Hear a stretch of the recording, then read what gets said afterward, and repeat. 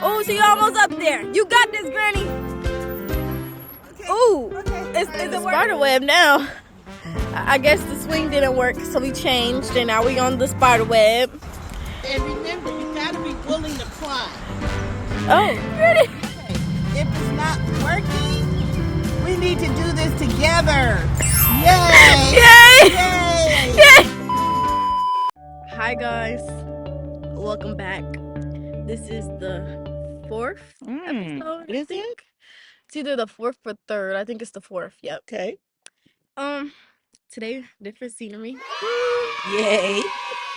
And today we're going to talk about if it's not working, we change it. Yeah. So, Grandma, would you like to open this? Yeah, I just really wanted to officially say hello to everybody again, and I want to introduce myself and present myself to others. I'm Apostle Vanessa Ward, recently married, Bemis, and my granddaughter. Introduce yourself again. I am Domani Graves, and I am Gen Z. My generation's Gen Z. And I'm baby boomer. Yep. And it was really put on our hearts that we wanted to try to come up with a way that we might be able to bridge the gap between generations or narrow it some kind of way. And so I was suggesting maybe we should talk about what can we do to make it work? Because if it's not working, what's wrong with changing it? And it's easy to say, well, if mom would change it and if dad would change it, then it would be better. But I'm saying we're all in this together. So what could your generation do to make it better? Yeah. So as we get started, could you revisit our generation so everybody will know where we basically fit in? Yes, so we have starting strong. We have the greatest gen, which is 1901 to 1927. Then we have our silent gen, which is 1928 to 1945. Then we have baby boom, which is grandma, which is 1946 to 1964. Then we have Gen X, which is 1965 to 1980. Then we have millennial, which is 1981 to 1986. Then we have Gen Z, which is me, which is 1997 to 2010. Then we have Gen Alpha, which is 2011 to 2024. And then last but not least, we have Gen Beta, which is 2025 to 2039. You know, a lot of people that I talk to, they don't know what generation they're referred to. So I'm thanking you for that review. As we, continue to see what can we do, and I'm just going to grab you for just a little bit to close the gap between our generations, because obviously there is one. Would you say so too, sweetheart? Yeah. Well, in that gap, this is me just speculating. I see that one of the biggest things is communication. Yes. We talked about that last episode about the different slangs and understanding what each other's saying. And are we saying the same thing or what? But I'm also seeing that it's a little bit more than that when it comes to communication. Yeah. You want to start with one of the first points that we talked about? Might be one of them. We talked about tone of voice, and tone of voice can be pretty much about anything you're saying. It could be about pretty much anything. It's just how you say it. Come on. So, parents, children, aunties, uncles, grandparents, everything, it's all about tone of voice. So, if you were telling your child to go down and go eat, you wouldn't yell at them, be like, go downstairs and go eat. That's like, what did I do? Tone of voice. You like, hey, son, there's food downstairs. Go ahead, go eat. There's always the tone of voice that's totally agree. always there. Okay, let me name one that I see that's pretty prevalent, and that's body language. Yeah. I'm talking to you and you're looking off in space. Yeah. Or you're acting like, well, glad when they're done. I mean, all of that has a big part of bringing this gap larger and larger. And just with the body language thing, we could be totally listening, totally there. It's just that we just can't zone in. So when grandma's talking to me, I don't usually stare dead into her soul. I be off looking at something, but she knows that I'm listening because that's the relationship and the communication that we have. Yeah, we have established that, because there was a time when I would have said, you look at me when I'm talking. And I'm pretty sure that added to the gap. Yeah. Instead of understanding that we all have different styles, different techniques. Yeah. Can I name another one? Yeah. The other one I see is when we're saying, it's y'all Mhm. against me or ours. Mhm. Wait a minute. Wait a minute. We're all in this together. Most likely we're family. Most likely we're friends. Most likely we're Yeah. neighbors. So how in the heck did it become y'all against us? You know, Yeah. that's another misconception that I believe we need to work on to narrow the gap. Yeah, it's all. It should be a big. It should be one big happy family. If y'all Yep. friends, y'all still family. Uh-huh. Y'all family. Even if we have different opinions. Yeah, even if you have different opinions, it's family. Okay. So family is always second. First is God, then family. That's what Okay. he said. Okay. And then I got to add another point. Yes. Don't neglect yourself. A lot of times we get so withdrawn from people because we've been hurt or because we feel like we're not understood or accepted or appreciated. I want to add this. Don't forget to love yourself. You're wonderful. You're beautifully made, no matter what generation. But when we come together, we're a force to be reckoned with. Hmm. Go ahead, sweetheart. Another one is taking things personal. Oh, It could be pretty much anything. I would like to say, I don't want to say Gen Z takes a lot of things personal, but I would say people above us take a lot of things personal. But it's not really the generation, it's more of the person, the heart. So you can have a 11-year-old son, and you just tell him, "No, don't wear that today." He will take that person and be like, "You don't like my outfit I picked out," but it's just the heart of the person, and it could be the way you said it. It doesn't even have to be, "Oh, she takes things personal all the time." It could just be the what it way you is. said it, or she does take things personal all the time. So what can you do to Help. ease it out? Yeah, change it. Yeah. Change it up a little bit and then find out what works for uh someone else, Yeah. even if it's another generation or whatever. Yeah. If that's not working for you, then let me see if I'm creative enough to see how to change it up if it's not working. Yeah, like if I go over grandma's house every weekend and this weekend I didn't want to go over her house. Yeah. Grandma automatically knows not to take that personal and just know that, oh, maybe she just wanted some time at home this week or stuff like that. It's not like we're making it, it's not like we're going at you. It's more just we don't think. Uh-huh. Or what's wrong with respecting somebody else's choices? Yeah. We're going to have to work on this. We're talking about how, if it's not working, please hear me. If the gap is obvious, maybe we should look at a few points in a different way to change it up and find a working solution. Yep. That's what we're working on today. If it's not working, you change it. Yes. And then we're going to talk through some suggestions. Now, we're naming some of the things why the gap is there, but we're going to close with suggestions on what we can do. Your generation, Mm-hmm. you'll be thinking about that, and then I'll be thinking about for my generation, and then maybe we'll be able to help the generation in between us. Yep. Whoa, that would be wonderful. Go ahead, sweetheart. So the next one we have is this is not your time. To make that a little less harsh, that it's not your time. Moreover, that a lot of things that my parents or my grandparents did in their time is totally not the same now. It's 2025. It's about to be 2026. We're going, it's a lot. It's a lot. And it's so not what y'all grew up with. Yeah.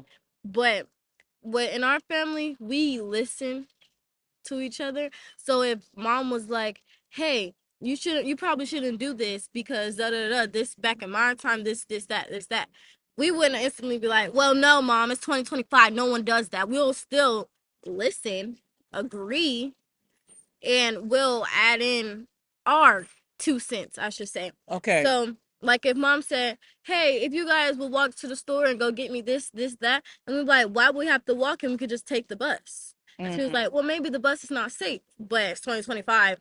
What do you mean the bus is not safe? Everybody takes the bus." And Okay. she's like, "Yeah, correctly. It's 2025. It totally is not safe. So then we'll just walk." Okay. Okay. I see. Okay, I see. The times are different. And then I want to challenge all the generations today to recognize no matter what time, no matter from the greatest and what's the last generation? Beta. The beta. Mhm. There are certain things that never change. And number one is love. Mhm. Number two is hate. I could go down the list. Some things will never, ever change. That's why we, with the generations that have the gap, when we look at these things and say, maybe if I had have done that in a more loving way, Mhm. or maybe if I had to reconsider, that was hateful. And if we would take that time and work to narrow this gap, wow, wow. So keeping that in mind, let's talk about some solutions. For me, I'm gonna start first, okay? Yeah. When it comes to the gap that I see that comes down between all the generations, like you said, I just married into what would be called the silent generation as a baby boomer. And one of the things I asked my husband when I first met him, I said, "Is it true that you can't teach an old dog new tricks?" He said, "No." I said, "Why, honey?"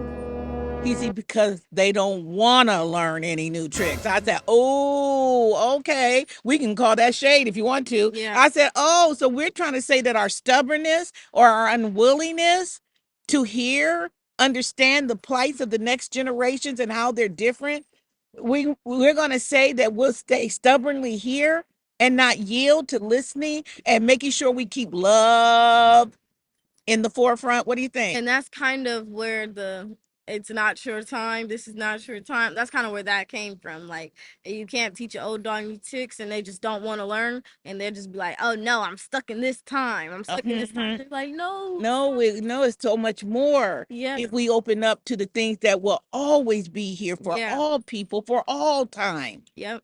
And that is how we show respect, love, and yield to one another's opinions. And I think for the tone of voice, for the solution for that one would be just everything should be calm and monotone for everything. So even for children, for my generation, and mom is just yelling at you, drilling at you, drilling at you, you don't turn up, you don't go silent. Yes, mom, I understand, mom. Like Yeah. it's like Okay. I get what you're saying, but I know some parents where they just don't want to hear nothing from you when you're Yeah, in because it the make it seem like you're being sassy. yeah, but Uh-huh. Just do what I it's the say. tone of voice. So Yes. if you're like, yes, mom, okay, mom, then they get just don't say nothing because your voice tone, your so Can't and be then misinterpreted. yeah, and then when you're I I love think that. when you're quiet, they don't feel like you're understanding. They're just like, do you hear me? Do you hear what I'm saying? Mm-hmm. Do you hear what I'm saying? And then you just be like, Okay. Question. How would this be? Got it, mom. Too much energy. yeah. They're gonna be like, are you playing? No, no, I'm just watching it. I got you, mom. No, I I would love. I suggest try that one. oh, If it's I don't not know. working, listen to me. If it's not working, change it. Change it. Change it. And I'm saying you're never too old to change, or you're never too young to change. Hmm. If you understand what we're after, if you agree that's what you're after, Yep. let's narrow to the fact that we can actually close. Come back on, Gilly. Yeah, close the gap. What a Close the gap. wonderful, wonderful world this would I be. basically already touched on this, Yes. which is if you know that that person takes a lot of stuff personal, they Yeah. get their feelings hurt, what can you do to ease the words, to make it feel like I'm not coming at you, I'm just saying this, I'm just letting you know so they don't take things personal. And for the person who takes things personal, I feel like you need to know that not everything is targeted towards you. And if you feel like it's targeted towards you, go ahead and talk to somebody. So if I feel like my friend is targeting me or said something and I don't know if my feelings is hurt, I talk to my mom, be like, Mom, is she coming at me or is she? Mm-hmm. And Mm-hmm. mom be like, no, I don't think you should take that personal. Then I get the, oh, okay, I shouldn't take that personal. Mm-hmm. That she's not coming from, she's just thinks she's just Yeah. in her way, I guess. And for me, that kind of goes back to that one point about you saying love God first, Mhm. then your family, and then I always come back with don't neglect yourself. Mhm. Because when you are building up a very healthy relationship with you, me, myself, and I, it's very hard to take things personally when you're very confident in who you are. Mm-hmm. Now, if I'm wrong, I'm wrong, right? That gives Mm-hmm. me a chance to say that with confidence. If I think that I know something better, I'm not going to stop until I help you get it. But it's all not so much me, what you're doing to me, how I feel, what I like, what I don't like. Then you become the victim all the time. And when you're the victim all the time, how can you really hear the case? I'm talking about the whole case. Mm-hmm. And this is what it's going to take for us to narrow this gap. If it's not working, Change it.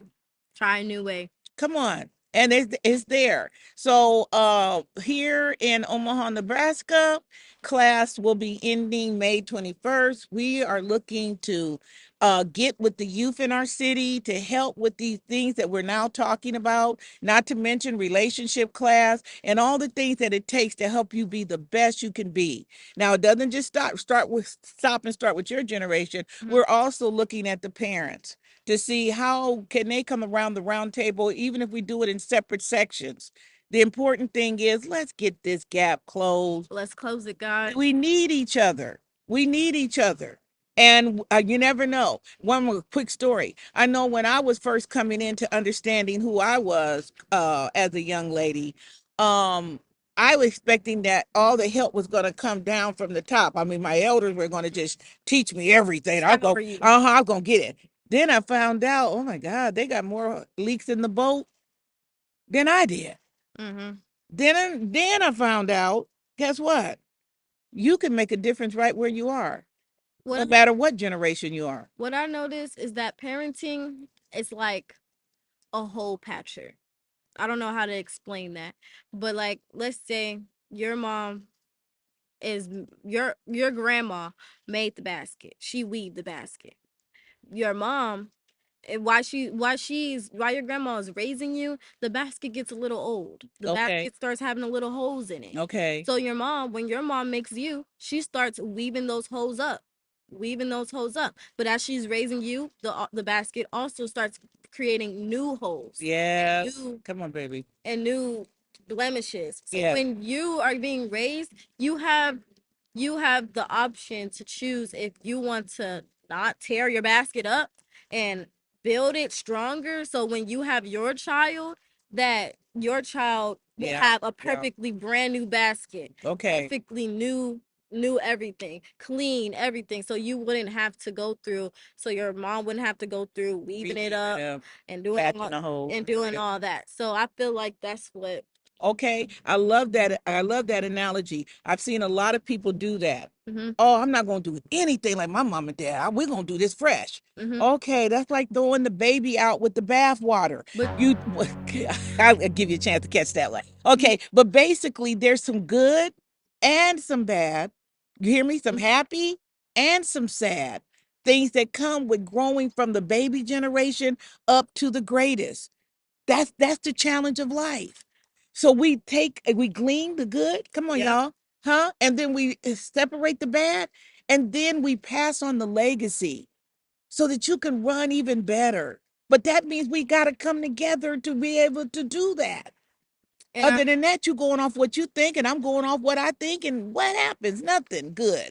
yeah, and I heard when you said, "Oh, I'm not gonna do anything my parents did." Oh yeah, I've Then got a that lot of means people do you're that. throwing out the whole basket That's that your right. grandma and Yeah. your mom made and Yes. weaved together. You just throwing that out and starting new. I'm gonna Which do it. sometimes that's okay to start new, Yes. but the fundamentals you're always gonna have in your brain. You're gonna You're need them. always gonna have. Oh, I need to do this to my baby so Yes. she knows this, that. And that is to love, protect, Mhm. and guide. Mhm. That's there. That's what we are. Yep.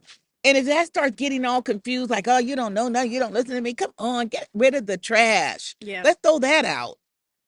How do you feel about that one? I feel like that was good. Okay, mission accomplished. And remember, the The choice choice is is yours. yours. See you Bye, next time. guys.